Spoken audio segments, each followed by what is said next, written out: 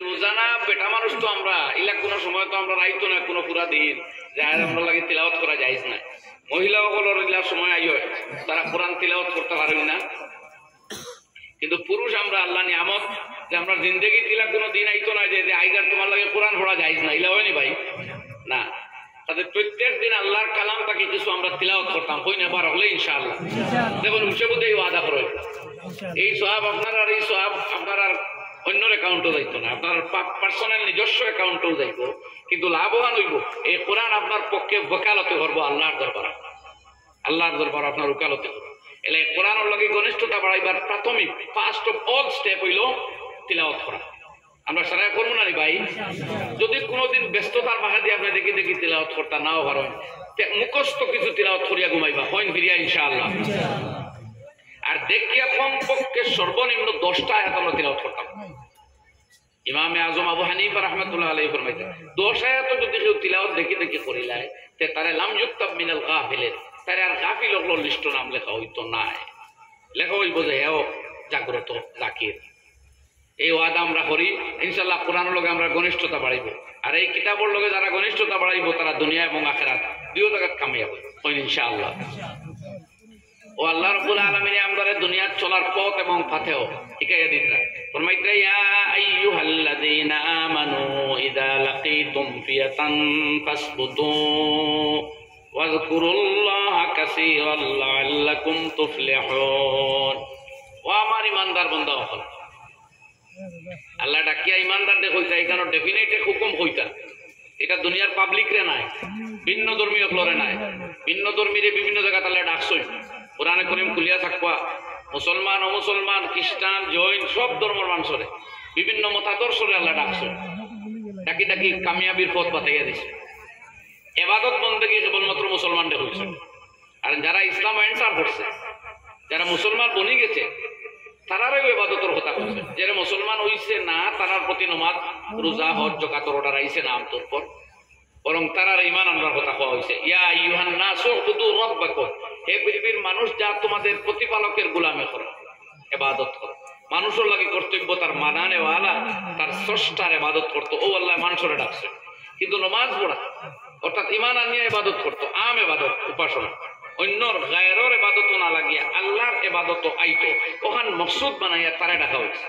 কিন্তু ডেফিনেট যেটা পার্টিকুলার ইবাদত ইসলামের যেটা রুকুন আরকান একটা একটা এটা মুসলমানদের ডাকে ডাকে আল্লাহ কইছেন। আমার দেখা মতো 8, 9, 89 জায়গাত আল্লাহ ইমানদারদের ডাকছেন কোরআন শরীফ। সুবহানাল্লাহ। ইমানদার লগে আল্লাহর মায়া আছে। আমরা তো বুঝবো আমরা খালি আরিয়া মেট্রিকও আমরা বাচ্চাইতে দেন পরীক্ষা প্লেস মুসলমান ছেলেরা অনেক তুলনায় কমায়, ওলা বিভিন্ন কম্পিটিশনও আমরা এখনো যথাযথ আগুইতে পারি না। আল্লাহ আমরা দেখতে পারেন না, এর লাগি যে পিছিয়ে পড়ছি গান উঠেও না, নাউজুবিল্লাহ। বরং দোষ আমরা পড়ি না, আমরা মোবাইলও ব্যস্ত, আমরা টাইম ওয়েস্ট করি, আমরা মেহনত করি না। অন্যান্য ভাইও হল তারা মেহনত করে, তারা নিজে করে, তার বাবায় করে, তার মায়ে করে, এ সময় নষ্ট করে না, তার সমাজে তারা হেল্প করে, এর লাগি আগুয়ায়। আমরা এইদিকে যাইতাম পারি না, আমরা খেলায় দুলায় আন্দু কোনো সময় ওয়েস্ট করি, তো আমরা কিলা কামিয়া বই যতখান করি আর অতখান আমরা হইয়া আরো মেহনত বাড়াই। আর ইলা না যে আপনি মেহনত করতে না আল্লাহ কামিয়াবির মশা আপনার গরু ফাটাইয়া কইব ও নে বন্ধা তুই তো ইমানদার, ও নে আমি তোরা দিলে ইলাম, এটা ইনো হইতো না, এটা ইনো হইতো আমার ভাই হল। তো আল্লাহ ফরমাইতা ইযা লাকীতুম ফিআতান ফাসবুতু, যখন তোমরা সৈন্য শত্রু সৈন্যদের সাথে মুখোমুখি হবে তোমাদের প্রথম কর্তব্য ফাসবুতু, অটল এবং অচল থাকো, অবিচল থাকো। সুবহানাল্লাহ। ইয়াদ রাখো মেরে ভাইও, সারা দুনিয়ার আদর্শের লড়াই চলতেছে আইজো আগেও। তরবারির লড়াই খুব কম হয়, আদর্শিক লড়াই হয়, বৌদ্ধিক লড়াই হয়, তেহজিক সিভিলাইজেশনের লড়াই হয়। ইসলামে দুনিয়ার সামনে এক কালচার আনছে কিতা যে মেয়েরা তাদের শরীর ডাকিয়ে রাখতো, তারা উন্মুক্ত বদনে রাস্তায় বার হইতো না, বেগানা অপরিচিত পুরুষের সামনে নিজের দেহ প্রদর্শন করতো না, মাথা খোলা রাখতো না, নিজের কণ্ঠর দ্বারা মানুষকে অ্যাট্রাক্টেড করবার চেষ্টা করতো না, আল্লাহ নিষেধ। এটা হলো ইসলামী আদর্শ। দুনিয়া দেখার না মডার্নাইজেশন এর নাম মেয়েরা উন্মুক্ত চলাফেরা করতো, মেয়েরা ফ্রিডম পাইতো, মেয়েরা স্বাধীনভাবে ঘুরতো। ইসলামে কোনো স্বাধীনতা হস্তক্ষেপ করছে না, ইসলামে অর্ডার দিছে ওখান যে স্বাধীনতা এমন ভাবে বুক করো যে স্বাধীনতায় নিরাপত্তা পাও, যে স্বাধীনতার লগে আছে নিরাপত্তা এবং ইজ্জত। এখন আপনি আমার কাছে টাকা পাইতা 50,000, আপনার পূজার হক আছে, আপনার অধিকার আমি আদায় করলাম, অধিকার দিলেইছি, যাওয়াত লাগছেন আপনি অন্তাকে হসু দরম কত ডাকাই দুইটায় বেরিয়া লইয়া মারিয়া লাগিয়া স্বাধীনতা লইয়া বাড়ি যেতে পারছেন নি? কন্যা কেন মাতন না জবাব দিন না জিকাই গেল। স্বাধীনতা পাইছেন তো আপনার পাওয়ার দেখা পাইছেন, লইয়া রওনাও দিছেন, যেটা আপনার স্বাধীনতার অধিকার হইছে নি? জিও মুখর বাড়ি যেতে পারলা না কেন? নিরাপত্তা নাই এর লাগে, বুঝছেন নি? কন্যা ও দেখো জন ভাই ওগুলো মাতিতে ও আগে মাথাইলাম মাত্রায় স্বাধীনতা আর অধিকার দুইটা লইয়া বাড়ি যাওয়া গেছে নি? ফোন জোরে মাতো চিল্লাই আর আমি ভাই কর হেরান আপনারা গেছিল। স্বাধীনতার অধিকার দুইটা পাওয়াও পরেও বাড়ি যাওয়া গেছে নি? হেনে নিরাপত্তা নাই, সিকিউরিটি নাই। কোরআনে কইছে সিকিউরিটি লও, তোমার ইজ্জত তুমি রক্ষা করো, তোমার ইজ্জত তুমি রক্ষা করো। যারা দুনিয়া জুলুম করে খালি স্বাধীনতার আর অধিকারের কারণে করেন না, জুলুম আরো এক চাপড়া। এর লাগে কোরআনে করিম আল্লাহ রাব্বুল আলামিন আরো জায়গা ফরমাইতা ইনিত্তাকাইতুন্না ফালা তাখদানা বিল কওল ফায়াতমা আল্লাযী ফি কলবিহি মারাদ ওয়া কুলনা কাওলাম মারুফা। হে নবীর বিবিগণ, তোমরা দুনিয়ার বাজারি মেয়েদের মতো নও।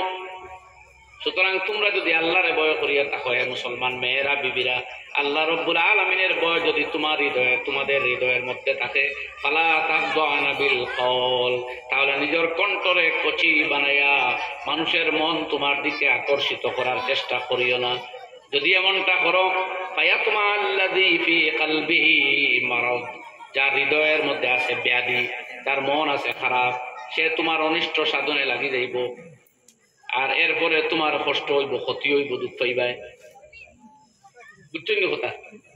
তো আল্লাহর অর্ডার এটা, এটা এক সিভিলাইজেশন, এটা ইসলামী আদর্শ যে নারীরা নারী সুলভ পোশাকে চলতো, পুরুষ তার পুরুষোচিত পোশাকে চলতো। ঠিক ওরকম ইসলামে বহুত্ববাদ রে বাদ দিয়া একত্ববাদ যে বিশ্বাসী আমরা বানাইছে, এক এবং একক আল্লাহ, তাকত, শক্তি, ওয়াহদানিয়ত, এগুলা বুঝা লাগবো। খার আল্লাহ রাব্বুল আলামিন কাদিরে মতলব, কোন শিরক ফি সিফাত, শিরক ফিল ইবাদত, শিরক ফি জাত, কোন ধরনের শিরক আমরা আল্লাহর লগে করি না। আমরা যার দুনিয়ারে শ্রদ্ধা করি, সম্মান করি, সবরে ইজ্জত দেই, জ্ঞানী মানুষরে দেই, ওলিয়া উলিয়ারে তো দেই, নবী ওগুলোরে আমরা তো সবচেয়ে বেশি হুকুম মানতাম চাই। আল্লাহ রাব্বুল আলামিনের পরে সর্বশ্রেষ্ঠ জাত এবং মহান সত্তা রাসূল আকরাম সাল্লাল্লাহু আলাইহি ওয়াসাল্লাম। আর সমস্ত আম্বিয়া কেরাম মাসুম, এরা আমাদের সরতাজ तमाम মখলুকাতের ঊর্ধ্বে হইলা আম্বিয়া কেরাম। মগর আম্বিয়া কেরাম আল্লাহর জাত না, এর তলে আল্লাহর জাতর কোনো সমকক্ষতা হিরণ নাই। এই হলো মুসলমানের কালচার, এই হলো মুসলমানের আকীদা। এটা কালচার ইসলামে পেশ করছে। যত বড় মানুষকে আমরা শ্রদ্ধা করি, সম্মান করি, কথা শুনি, নির্দেশ মানি, এবাদত খেউর করি না। এবাদত একমাত্র করি কার? আল্লাহ। এই এক কথা। দুনিয়ায় ওলা দুনিয়ায় আমরা উন্নত জিন্দগি করবার লাগি বহুতটা উপহার দেয়, কয় ব্যবসা করো, কথা করো, সুদর বিভিন্ন লেনদেন লাগাই দেয়। ইসলামে তার প্রথম দিক থেকে হচ্ছে না সুদ হারাম। সুদ হারাম কুল্লু কারজিন জাররা নাফআন ফাহুয়া রিবা। যে খরচ ঋণ আনার পরে এটা তাই কোনো ফায়দা বাইর হয়ে যায়, মালিককে দেওয়া লাগে, ওটার নামও রিবা। এর পাশ দিয়ে এগো আছে ব্যবসা, অংশীদারিত্ব, মুদারাবা।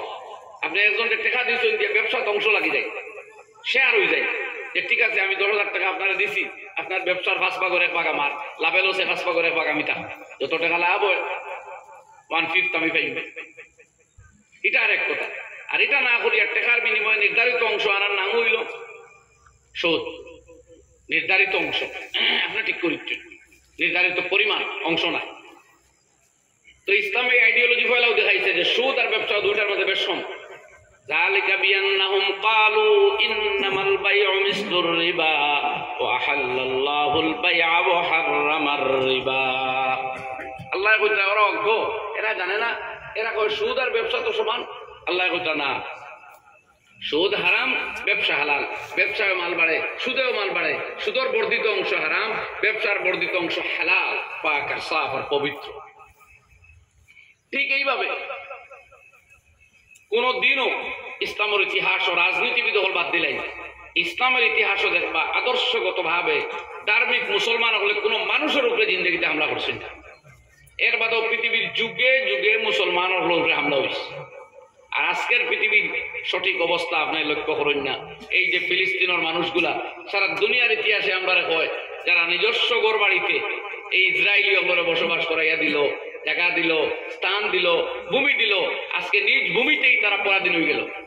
তারা মায়ের খার, জান দের, বাড়ি ভাঙ্গের, ইউনিভার্সিটি ভাঙ্গের, হসপিটাল ভাঙ্গের, আশ্রয় শিবিরও হামলা করিয়া একটা সিটিরে ধ্বংসস্তূপে পরিণত করে দিল।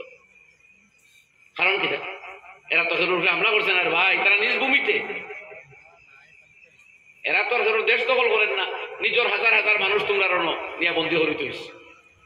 আমার ভাই হল এই যে আদর্শিক লড়াই, যেটা মুসলমানে কোনোদিনও এটা করতে পারে না, তার ইসলামে তারা এই শিক্ষা দেয় না। আর একজনের ভূমি দখল করতো, আর একজনের মাল ও দৌলত হামলা করতো, এটা হয় না। তো দুনিয়ায় যখন আদর্শিক হামলা করে, সভ্যতার লড়াই হয়, বৌদ্ধিক হামলা করে, তখন মুসলমানের প্রথম কর্তব্য তার ইসলাম আর ইমান, আল্লাহর বিধান, তার নবী মুহাম্মদ সাল্লাল্লাহু আলাইহি সাল্লামের সুন্নতের উপরে অটল এবং অচল থাকা, ওটা তার প্রথম অস্ত্র। সুবহানাল্লাহ। এই জায়গাটাই এই মূল কথা। আজ আদর্শিক লড়াইয়ের আজ যত বেহায়াপনা, যত বেলেল্লাপনা, যত নগ্নতা, যত অভদ্রতা, ওগুলার সভ্যতা, আধুনিকতা, তথাকথিত ডিজাইনার ফ্যাশন হইয়া সমাজ বাজারজাত করা হয়েছে এবং হইতেছে। এই জিনিসগুলার সামনে যুব সমাজের দায়িত্ব এবং কর্তব্য হইল খুঁজাই খুঁজাইয়া তোমার নবীর সুন্নতরে জিন্দেগির মাইলস্টোন বানাও। তোমার নবী মুহাম্মদ সাল্লাল্লাহু আলাইহি সাল্লাম যে দাঁত মুবারক ভাঙ্গিয়া শরীর রক্তাক্ত হইছে, মানুষের অভিশাপ দিছেন না, দোয়া করছেন, জিন্দেগিতে কিছু নিছেন না, সব দিয়া গেছেন গিয়া।